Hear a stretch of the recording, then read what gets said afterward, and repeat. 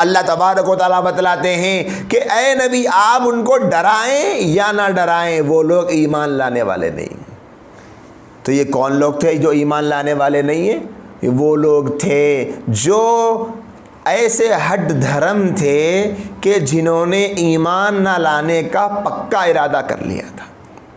آپ انہیں کتنا بھی سمجھائیں، کچھ بھی دلیلیں دیں، کتنا بھی بتلائیں، تو جیسے وہ لوگ ایمان لانے والے نہیں تھے۔ جیسے ابو جہل، ابو لہب۔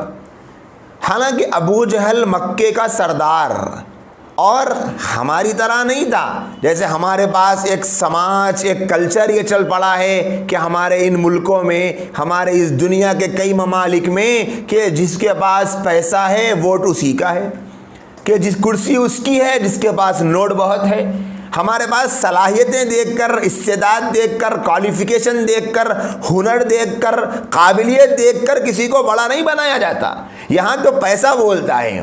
لیکن عرب کا حال یہ تھا کہ وہ لوگ سمجھدار کو، ہوشیار کو، عقل مند کو، دانا کو، ایسے بندے کو اپنا سردار بناتے تھے جو پورے علاقے کو ہر قسم کی مصیبتوں، پریشانیوں سے بچانے کا ہنر رکھتا ہو۔